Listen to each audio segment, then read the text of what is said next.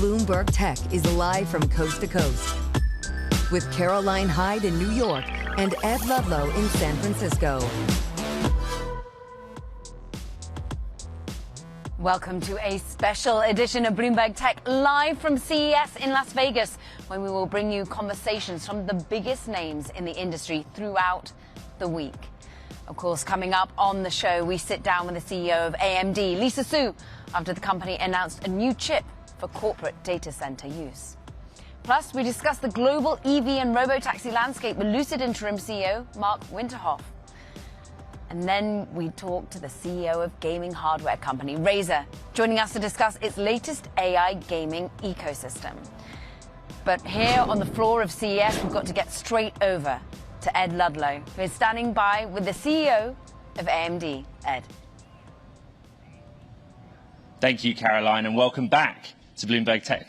Lisa Su, Helios with MI455X, AMD's first rack-scale system solution, but inside it, AMD's first and the world's first 2-nanometer chip of that type. A lot was made of it when you actually just stood on stage and held it in your hand for the first time. Why is it significant? Well, first of all, Ed, it's great to be here with you at CES. I think CES is always a great way to kick off the year because you get so much perspective. So it was fun giving the keynote last night. Look, Helios is a massive system. You can see it in the background here. And MI455 is just an incredibly powerful chip. And probably the context I would give, Ed, is one of the things that we're so clear about is that the demand for AI compute is just continuing to increase. And, we have seen that over the last 5 years when you think about just how much, new capabilities that have come on board. We've now seen a real inflection in the number of people who are using AI. So if you think today, there are probably more than 1 billion active users using AI, and we expect that to scale to over 5 billion users over the next 5 years. So for all of that, you need compute and lots of compute. And from that standpoint, MI455 is a significant leap forward in terms of technology capability, made up of 2 and 3 nanometer chips, 320 billion transistors, just a lot of performance and a lot of capability. What's the timeline for it to be deployed in the real world then, and who will be the principal first user of it? You'll see it in the second half of 26, and it will ramp from there. And, we have very strong partnerships. OpenAI, Greg Brockman was on stage with us last night talking about all of the use cases that they see. We've announced a partnership with Oracle, many others as well. So given that it is 2H, it's in full production now, it's getting ready to We are absolutely getting ready to ship it. That's at one end of the sort of scale and spectrum. At the other, you have MI440X, which is for small data centers. I'm trying to simplify it, but it's basically an enterprise product. What was it that you were trying to solve for with that? Yeah, I think what we're trying to solve for is, the world is a very heterogeneous world. You have all kinds of use cases for AI, from sort of the very biggest cloud data centers that are doing large-scale training and inference to enterprise applications as well as supercomputers. And so we actually have a family of chips. At the highest end is our MI455 for the cloud environment, but we announced last night a MI440, which is actually using the same basic building blocks, but is now really focused on enterprise applications so that you can go into, let's call it current data centers with the new technology. So we're excited about that as well. There is enterprises are starting to increase their adoption of AI. In some cases, they want their own control of their data centers in terms of on-prem environments. What are they doing with it, though? I mean, we've been so fixated on frontier models with hundreds of billions of parameters and the scale of infrastructure needed for that. With MI440, we're talking about something slightly different. I think it's just really interesting if you could explain what the demand is from those enterprises, what they want with the technology. Well, I think you see many enterprises now using AI all throughout their business processes, whether you're talking about things in their workflow. Even AMD, we're using AI through every part of our development process. We're seeing a lot of applications in financial services, in healthcare. These are areas, especially in financial services, that people actually don't want everything necessarily in the cloud. They'd like to be able to have their own on-prem deployments or private cloud deployments. And in this case, you don't want to have to build a brand new data center for every new generation of chip. MI440 allows us to use some of those existing data centers and upgrade with the new capabilities. Welcome. If you're watching us on Bloomberg Television or you're listening on Bloomberg Radio, we're live in Las Vegas and we're with AMD's CEO, Lisa Su. And we're talking about the latest generation of accelerators. What makes this generation of AMD accelerators the better option, particularly for on-prem and at the edge, over what NVIDIA is offering right now? Well, the best way to think about it, Ed, is we're in this place where AI is at an inflection point. We're seeing AI now in every part of compute. We see it in the largest models, when you're thinking about things like ChatGPT and Gemini and Grok. We're also seeing, many use cases in, new capabilities like, video production, entertainment, healthcare, where you're doing drug discovery, all of these various things. Our claim to fame is really outstanding performance at very advantaged total cost of ownership. And the other thing that we believe very strongly in is an open ecosystem and deep partnerships with our overall ecosystem coming together. So when you put those things in perspective, I think we have a great set of applications that will take advantage of these newest generation chips. You mentioned that Greg Brockman, who's the OpenAI president, was on stage with you last night, and one of the basic points that he made was there are tools and functions they would love to release and put out into the world, but they're compute constrained. I often ask you to quantify demand, but is there a way to quantify the severity in the lack of compute, the deficit that's out there right now? Well, let me just give you some numbers to kind of ground what we think the demand environment is looking like. So if you think, today we have about 1 billion active users, and we're ramping that to 5 billion over the next 5 years.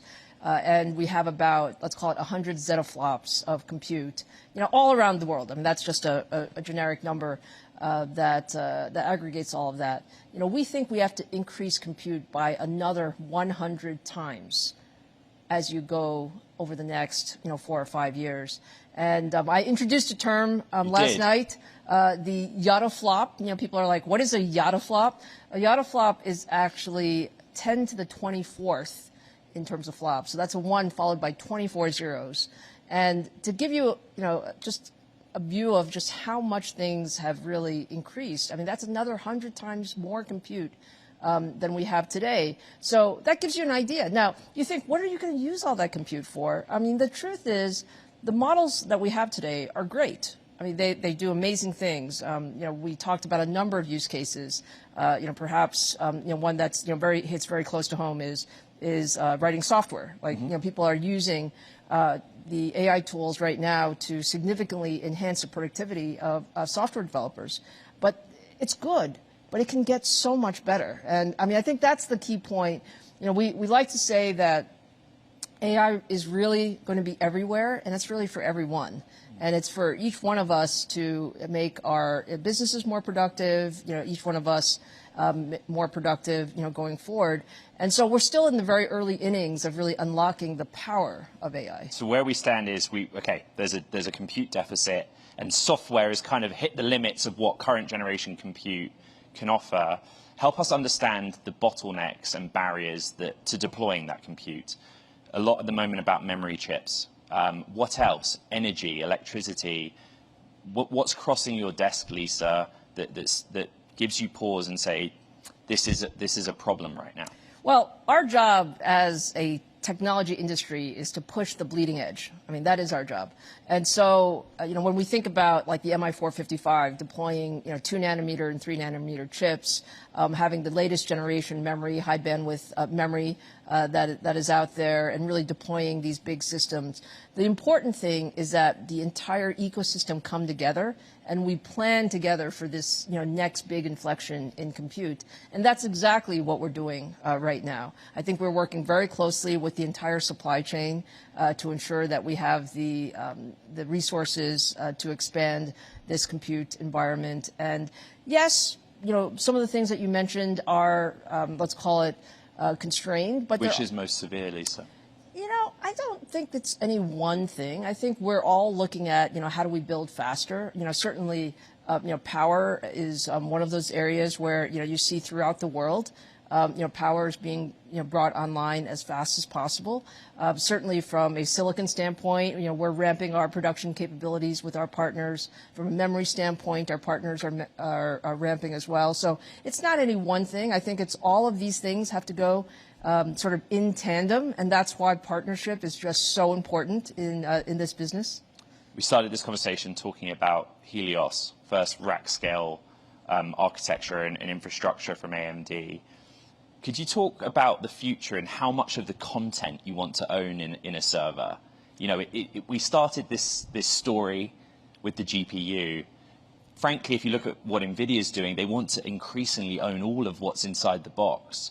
Is that something that AMD is focused on too? What's most important for us is to ensure that we have turnkey solutions that are very, very easy for our customers to deploy. Because when you think about, how do you use all of this AI compute most effectively, you want it to go into the data center and really be up and running on day one. And for that, you have to optimize a full system.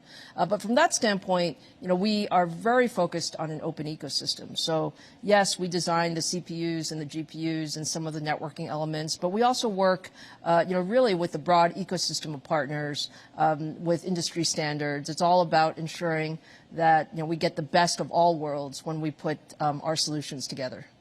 Looking ahead to MI500, 2027, that has 1,000 times the performance of the MI300 generation. So your last generation of real-world deployed gear, something's coming that's 1,000 times better. How did you make it 1,000 times better? It is just incredible engineering at every level. So MI455 is 10 times better than the chip that we just launched 6 months ago, the MI355. And MI500 is another 10x, on top of that.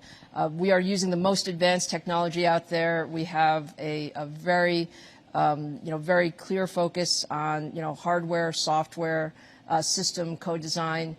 And it is, clearly pushing the bleeding edge of capabilities. What is the status of AMD's ability to sell products into China right now? So, China is an important market for us. We actually sell a broad range of chips into China, including our PCs as well as, other embedded chips. In the data center context, of course. Sorry. In the data center context, we are, certainly we see China as an important market. We did get some licenses from the U.S. government, late last year as it relates to some of our previous generation, our MI308, chips, and we are in the process of applying for new licenses with our MI325 chips that were, recently allowed to apply for licenses. We haven't gotten those licenses yet, but we continue to view China as an important market for us. The reason I ask about it is in part because a lot of the work that's being done in open source models and bridging the gap between open and closed is being done in China to some extent. There's been a lot of discussion about the demand being there in China, but could you reflect a little bit on that demand, but also what the Chinese government's attitude is to you taking a later generation of tech to the country? Well, I do think the demand for AI in general and in China is high for all the reasons that we talked about. I think we are in a demand environment where more compute is beneficial across the world. We think China is an important market for us. We continue to view it as something that's important. We're working with the U.S. government as well as our Chinese customers, to find good solutions there. And there are signs from both governments that the license process is moving. Commerce is kind of notorious for things sitting on a desk for quite a long time. I think we are optimistic that we'll have an opportunity to get some of those licenses granted. You're watching Bloomberg Television. You're listening to Bloomberg Radio. This is Bloomberg Tech, and we're live in Las Vegas with the AMD CEO, Lisa Su. Last question really in the data center context is the markets and investors want data and signs that you're taking market share. What would the metrics be that you'd point to, either that already exist or over the coming 12 months, that would evidence that? Well, I think MI 455 is a clear inflection point in both our technology capability as well as the deep partnerships that we have across the industry. So we're excited about what we see in front of us, and we've talked about tens of billions of dollars in AI revenue as we get into 2027, and I think these are important metrics for us as a company when we think about the AI potential. For all the focus on data centers, some forget that AMD is leader in PC in many respects. The forecasters have very different opinions of what will happen this year. Some see, shrinking market. Some see modest growth driven literally by just AI PC. You've been able to take market share and grow irrespective of what the broader conditions are, but they haven't been great. How have you done that, and do you expect that to continue to be the case? Well, the PC market is a very good market for us. We grew a ton in the PC market in 2025, and that really came from the strength of our product portfolio. We bet early in AI PCs, so it was a clear area where we believed that the technology would generate demand. We also went through a refresh cycle with Windows 11, and as we go into 2026, I think we'll want to see how a few quarters play out. I think the general demand for computing is certainly there. There are some supply chain constraints that we're working through, and we want to watch going forward. But our case is one where we are still underrepresented in parts of the market. We are very, very strong in gaming. We're very strong in consumer. I think we're underrepresented in enterprise laptops, and we view this as a growth area for us. Does AI PC change that? AI PCs absolutely help in terms of just the upgrade cycle coming in. We're excited about some of our work with AI development systems as well. We announced a new AI development system last night that we think will be also very attractive. Those constraints you were talking about in the PC context are specifically DRAM, or it's broader than that? It's more around the memory side. So when you think about memory overall, I think we have so much demand coming from, let's call it AI data center compute, that we want to see how it impacts sort of the rest of the memory market out there. One of the other areas that you discussed with Greg Brockman on stage from OpenAI was sort of the net or broad economic impact of AI, not just for the companies. I think you were talking more about global economy. Again, very difficult, Lisa, but how does one measure progress in whether AI has or has not had a direct positive economic impact around the world in any given year? It's true. It's hard to deconvolve all of the things that are happening, but I think from a sense of what we see in the business, Ed, many people want to see direct return on investment for a particular set of investments. What I would say is that we know that AI is making a difference in the productivity of companies. We know that. I can see that within AMD in terms of as we deploy AI, we're able to get products to market faster. We're able to significantly improve some of our business processes. So, as we go forward over the next several years, I think you're going to see that much broader in enterprises. Every CEO that I talk to is talking about AI. It is front and center in terms of how to build a better company, how to build a better portfolio. And so, I think what Greg was talking about is when you aggregate all of that, AI has to impact the world at a GDP level. And we'll see that over the next few years. You're watching Bloomberg Television. You're listening to Bloomberg Radio. This is Bloomberg Tech, and we're live in Las Vegas. We're speaking to AMD's CEO, Lisa Su.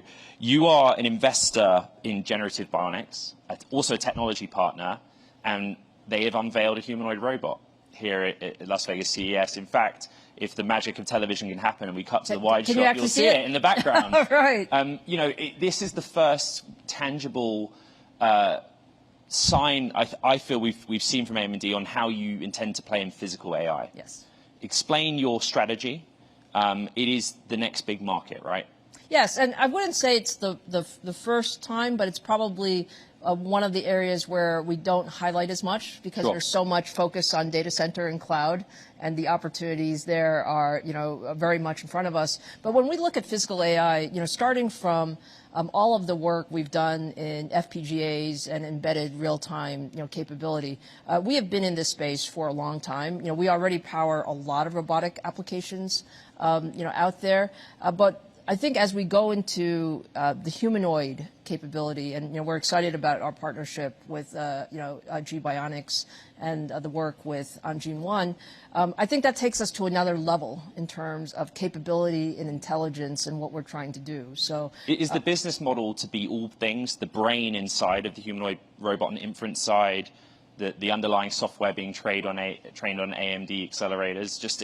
What's the go-to-market, I guess, is what I'm asking. You should expect that our partnerships extend through all of those levels. So we have the components that can, power the humanoid robots, sort of real-time local capability, which is very, very important. And then we also have the technology behind that in terms of, how to train and inference on these humanoids.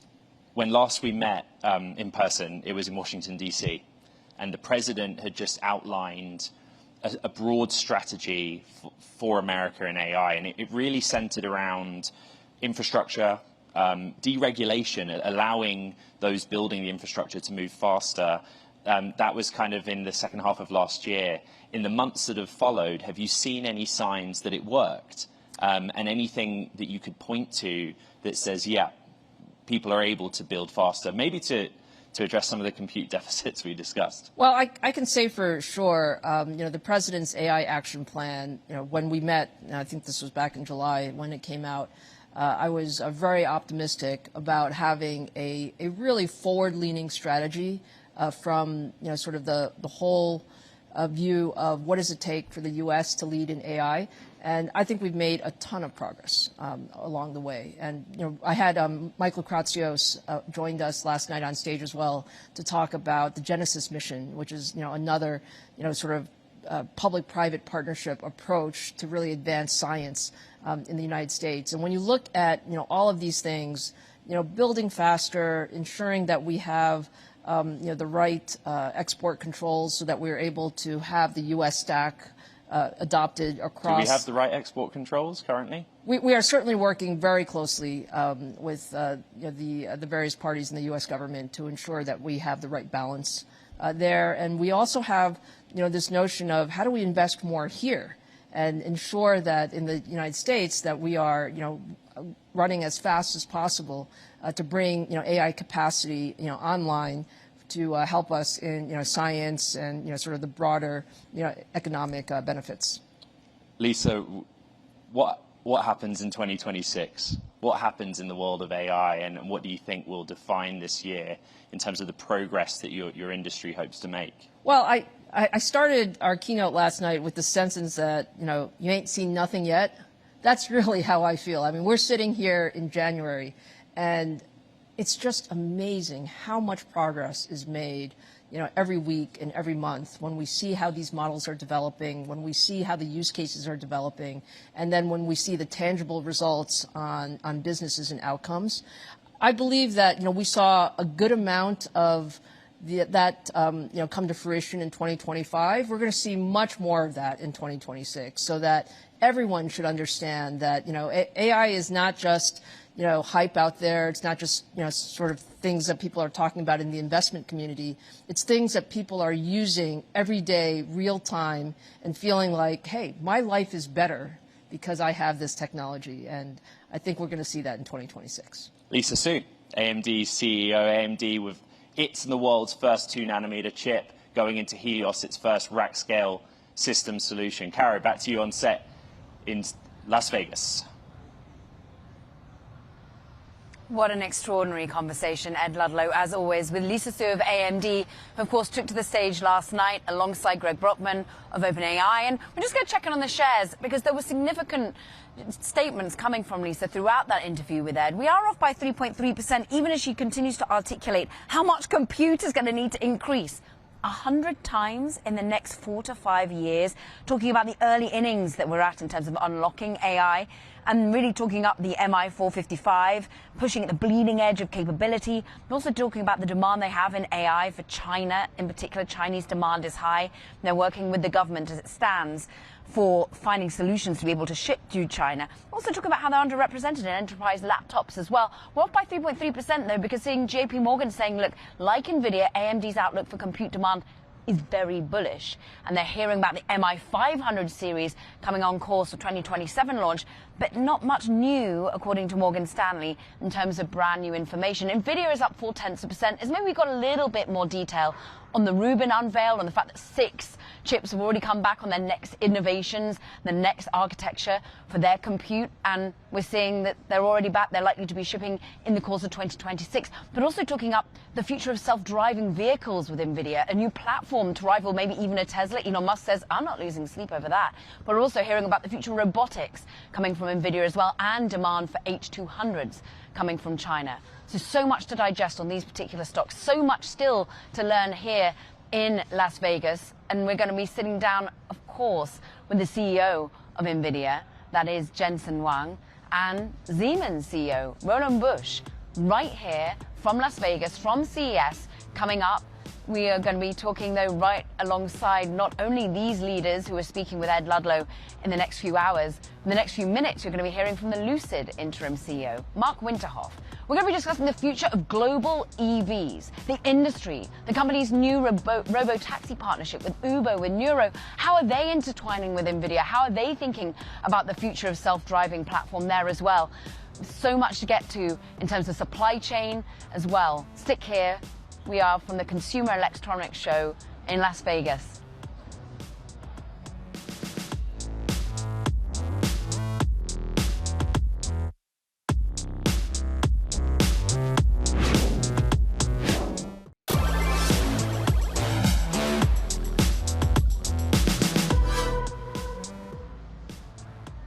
Welcome back to a very special edition of Bloomberg Tech, live from Las Vegas in CES. Quick check on these markets as we stand, because we've had some big announcements over here at the Consumer Electronics Show. Key among them has been from NVIDIA and from AMD. Now, NVIDIA are up 0.25% at the moment. We hear about the future of Rubin. We hear about how it's coming on track. Already, manufacturing partners are bringing back 6 sets of chips for the next stage of architecture. They're talking up new self-driving platform. They're thinking about robotics. NVIDIA catching a bit, only about 0.25 percentage point. AMD down 3.8%, even as we hear Lisa Su talking about the 100x compute need over the next 4 to 5 years, and how they're going to be satisfying it with their next generation of chips, but not enough new for the market to get its head around, it would feel. Nasdaq 100 up 0.4%. Let's move on to some big movers, though, because amid these announcements come the ramifications, the ripple effects on other key companies. Johnson Controls.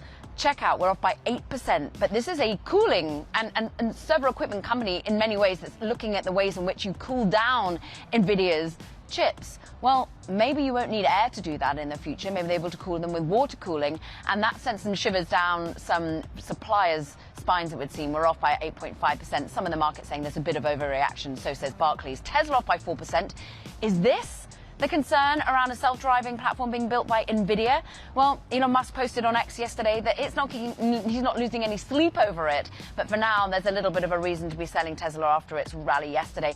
SanDisk up 24%. And this is, as we hear, actually, there's still unbelievable need for memory and memory storage. SanDisk, once again, managing to feel the ripple effects of Jensen Huang's words. He said that on stage yesterday, and SanDisk rallies higher, along with other memory companies such as Micron.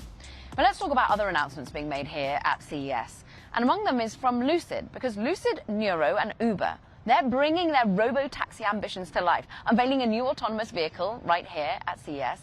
Marc Winterhoff, Lucid Interim CEO, joins us now. I'm very pleased to say, why is your robo-taxi going to be different?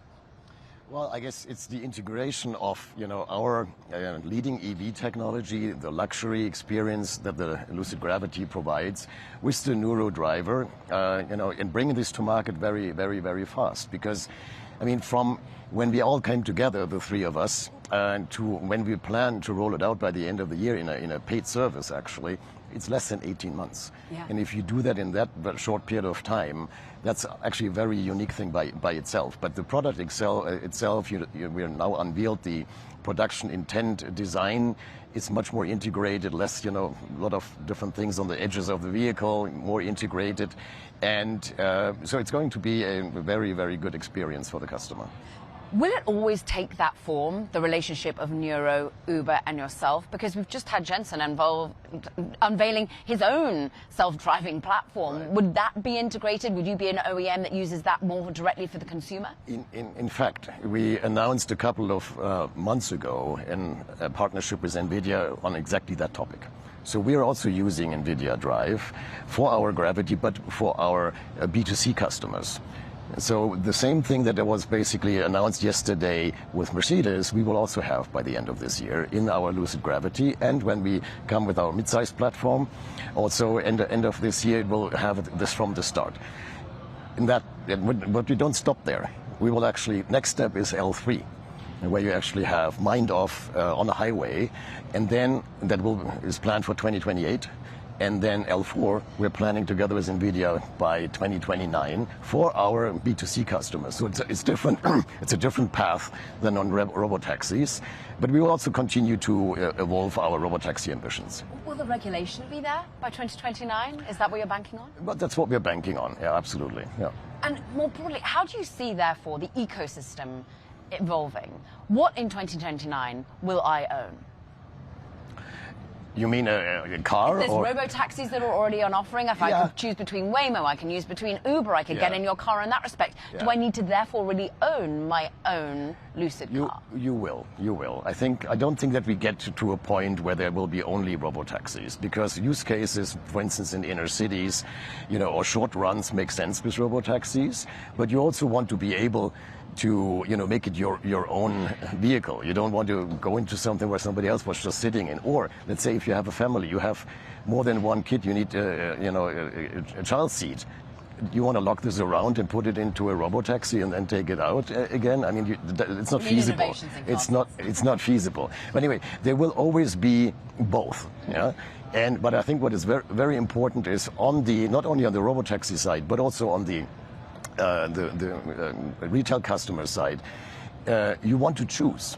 Do I want to be driven, or do I want to drive myself? In particular, our cars are known how great they drive. And actually that's a very important thing, because I mean, EVs very often are kind of like stigmatized with, oh, that's the sustainable choice and it's expensive and it all needs incentives. That is not true. Our cars, for instance, they drive fantastic. They actually have better performance than internal combustion engines if you compare them in their real competitive set.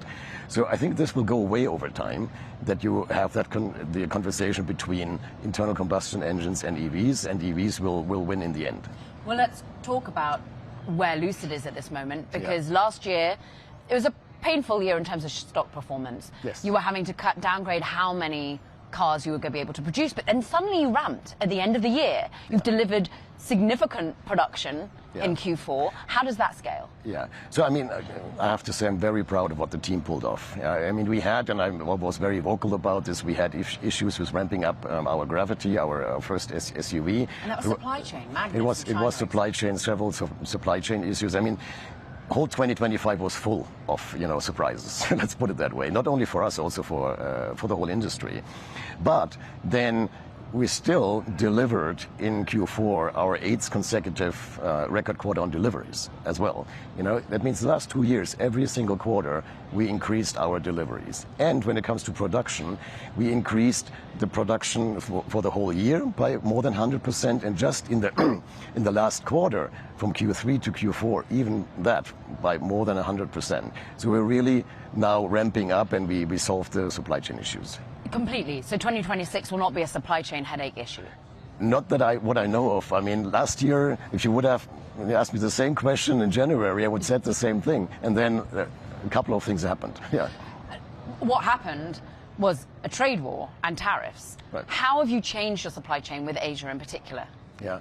Well, I mean, this is still a process, because you cannot do this from one day to the other. If you have, we're building, actually, by the way, all of our vehicles right now are built in the United States. But still, we have components coming from other parts of the world. And we are in process to localize this in order to not have to pay the tariffs. As an example, one very big element of our bill of material is the batteries. And right now they come either from Korea or a bigger chunk actually from Japan. And we will localize this to the United States mid of this year. So that will actually help already quite a bit. But there's still more work to do. So we're making those decisions as we go in order to bring more things stateside in order to save them. Where is Lucid's space in terms of global market share? We've just heard that BYD has become the #1 EV producer in the world, eclipsing Tesla. Tesla still has a significant chunk of share. Yeah. We've seen Xiaomi grow in China as well. Where do you fit? Well, here's the thing. When these days, when people talk about EVs, they mix everybody up, meaning BYD, Tesla, and Xiaomi, or anything else, and Hybrids, us, and us. We are a luxury manufacturer right now. We're not playing the same price point as right now. We don't have yet, we will, but we don't have yet the $50,000 or even less offer we want to, yes, that Tesla has. The Chinese are actually further down. When you look in the Chinese market, I mean, you cannot make money there. And we have, by the way, no plans to go to China, because I don't think there's any way to make a profit there for a Western OEM coming in. But we think in our luxury space, what we offer, luxury, and I would also say premium, because we will go down to the premium sector around about $50,000. That's what we will do. Yes, absolutely. But we have no plans to go down to, I don't know, $30,000, $20,000. And that's where the bulk of the sales of the Chinese are right now. When you look at the level higher, then it's not that great. We love speaking with you here. Congratulations on the announcement. A future of you. robo-taxis and of consumer-owned Lucids. Marc Winterhoff, the interim CEO of that business. Coming up, we've got a gaming conversation for you. Razer looking to AI to enhance the gaming experience. We'll speak with the CEO, Min-Liang. That's next. That's the Bloomberg Tech.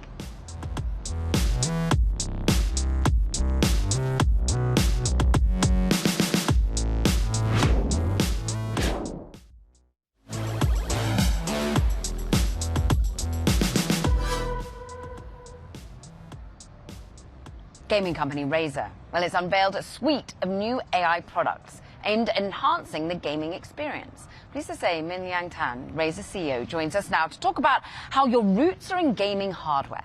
We know you for the seats, for the headphones, for the mouse, but you want to be an AI ecosystem. How do you frame this to your users? Well, first up, for us at Razer, we've been building the ecosystem in the gaming space. Well, from a hardware perspective, many people are familiar with us for the hardware, but over and above, from a software perspective, we've got over 150 million users on our platform. We've got about 70,000 developers just developing on our tools.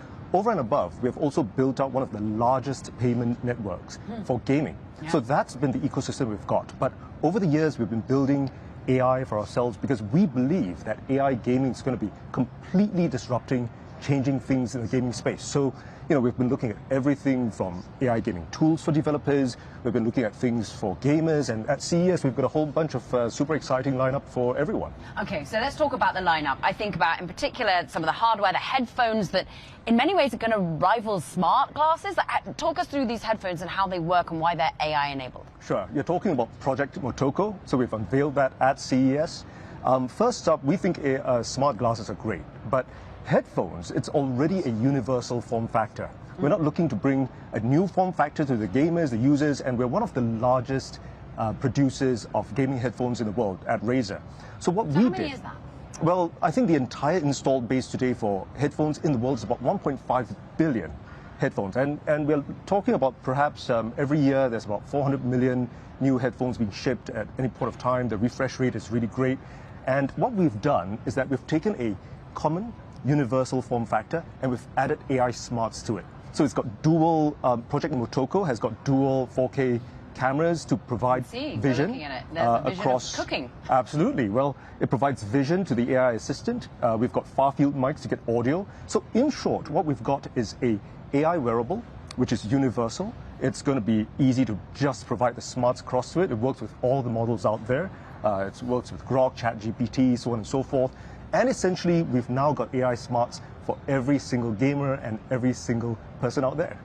So you're thinking that this will make a leap from not just gamers, but others who just want to use it as a tool in their house? Well, if you look at how gaming as a whole pretty much leads a lot of innovation out there. If you're talking about social networks, all that came from gaming first. Even AI, the GPUs, it started just with gaming. Yeah. So the way that we see it is that a vast amount of innovation comes from gaming, and essentially we'll see the gamers adopt it first, and then the rest of the world. Let's talk about $600 million you're spending. Where is that going to be deployed? Is it R&D? Is it talent? Is it compute? Well, pretty much all of the above. In terms of R&D, we've been hiring AI scientists. We've been working on our internal tools. That's expensive. It's expensive, but we're multi-model, I think, in terms of that. And we believe that where AI is going, we're going to see AI vertical companies come up. And for us, we're hyper-focused in terms of AI gaming, where we see a massive opportunity for ourselves. It's the entire industry, from gaming, being able to use AI tools to develop new games. Gamers will be able to use AI hardware, software, and services to get a more immersive and engaging experience. But some are uncomfortable. Some are worried about AI slop. Some are worried about their own gaming experience not being as, well, high-end as it had usually been. How do you counteract some of that slight growing backlash to the use of AI in gaming development? So I'm a gamer. I'm not wild about AI slop either. But what we are talking about at Razer is providing the tools across the developers to develop even better games. So it's not about generative AI. It's about, for example, QA Companion. We're coming up with QA Companion to allow game developers to shorten the time cycles to do quality assurance for a game. Over and above, we're looking at other ways in which we can reduce the cost for game developers so that they can spend more time in terms of creativity, in terms of being able to build even better games. So for us, AI is about augmenting the experience rather than replacing it. But you have said that you think 1 or 2 mega games will be AI created in the future. Well, I think all of the games in the future will have some level of AI tools to assist it. Whether it's in terms of designing better workflows, whether it's in terms of doing better QA. In short, I would say that AI has the opportunity to really provide even better, more immersive games, even more competitive games in the future. You have flown from Singapore. Yes. You're an interesting company that's got presence in California, but also in Asia. How does the supply chain look right now for you amid what was a pretty turbulent 2025? It was an exciting time, I must say. So we're dual headquartered in the US and in Singapore. I think in terms of supply chain, we spent a lot of time, I think, because we ship globally. A third of our business is in the US, a third in Europe, a third in Asia. We are a truly global company. But we've been able to kind of work through our supply chain in terms of getting the components done, in terms of shipments, and we are still looking at it every day. Okay, well, it's been wonderful having you here. Thank you. Thank you for talking us through the announcements, some of the new gear and the supply chain that goes with that. Min-Liang, of course, the CEO of Razer. Coming up, we're going to be breaking down more of the news coming out of the Consumer Electronics Show right here in Vegas. Stick with us. This is Bloomberg Tech.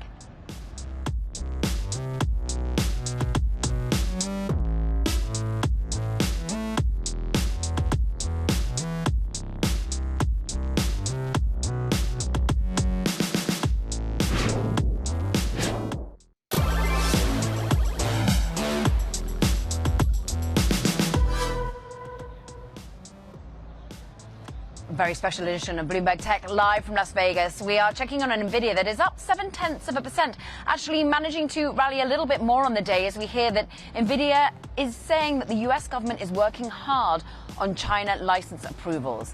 Of course, we're trying to understand when they will get the approvals for H200s to really get done and start shipping to China if China wants them. But Jensen Huang last night saying that there is strong demand in China for his H200s, and more broadly, there's strong demand for his Blackwell, and he's already managing to get back the 6 prototypes already got 6 chips from the Vera architecture from the manufacturing partners, and will ship them in the course of 2026 as well. So really some moon music that sounded very optimistic. He's also talking about the future of self-driving, a platform being unveiled, and also robotics. So let's talk more about what we're going to hear unveiled at CES. We're in full swing, maybe not behind me. As you can see, the participants still waiting to come into this particular convention center in Las Vegas. But we're all about the announcements already, the power, the impact of AI. Bloomberg's consumer tech editor is with us, Dana Wallman. And I'm so pleased to have you here because trying to discern what the most impactful announcements are is tough. What about the robot side of things? What's catching your attention? So there are so many robots here that CES, the organizers of CES, have set aside a whole dedicated space just for robots this time around. And there are some that we really feel that we need to see in person when the show floor opens today. We've read, for instance, about LG's laundry folding robot, which was announced a couple days ago. But a lot of these things, you really have to see them in action to fully appreciate them. Or, as the case may be in some cases, not appreciate them. Say, actually, this is really overhyped and maybe the demo is too tightly controlled. So that's what we're going to be looking for today. Now that the media days have settled down and now that the show floor is opening, we can actually see some things kind of up close. Yeah, because we just had the Razer CEO on and you've been up close with some of those headphones and maybe not always in practice they work quite as well as they would like to in the wild. What about what hasn't worked in the wild, many would say, is AI wearables. Some of them have flopped, some of them have been bought by others. Are we going to get more flavors of wearables? So many, and what has really struck me at this show is that there are so many form factors that are not smart glasses, almost as if all of these manufacturers decided that smart glasses, even though it's an emerging category, are already passé, they're already pedestrian. Meta still owns that. Yes, we need to do something else for the sake of doing something else. So you're going to see a lot of the same ideas, built-in microphones and cameras that can do a lot of the same things as, I don't want to say traditional smart glasses, but Meta's smart glasses, but packed into other form factors that are not smart glasses. I mean, for instance, without revealing anything I'm not supposed to on live TV, you may see some jewelry at the show that does a lot of the same things and uses the same core technology, but it's just not. I mean, everyone, in many ways, an Aura ring is enabled, and Samsung has an AI ring too. Yes, just not with no camera capabilities in the ring. Or, to your point, the headphones that Razer just announced. They look like regular over-the-ear headphones, and they function as headphones, but they have dual microphones and cameras inside, and can do things like offer real-time translation, which is something a lot of the new smart glasses can do also. Sort of the multimodal versions of AI and in wearables is where we're going to start seeing these things progress and move. Yes, it's just that if last year at CES was the year of smart glasses, this is the year of sort of TBD something else in terms of form factor. Yes, jewelry. And what would you say sentiment's like here this year? Because we just heard from 2 CEOs saying 2025, you just couldn't make it up as to what a surprise it was when it came to tariff turbulence. What do we think the makers here are feeling? Oh, the device makers. Yeah. You know, there's been some discussion, at least among the laptop makers, of memory shortages and the price of RAM. Some are trying not to discuss it, but they will say, oh, by the way, this is the price of our new devices. And then I think otherwise there's a real effort to make consumers comfortable with AI. I think what you're going to see around the floor are either robots or, and not all humanoids, but different kinds of robots, and in some cases like Razer's desktop AI avatar, different implementations that are either cute or anthropomorphic. We saw the other night a robotic AI dog, the cute puppy that got a lot of attention. So it does seem like the companies are very intentionally trying to make people comfortable with AI, in this case using cuteness.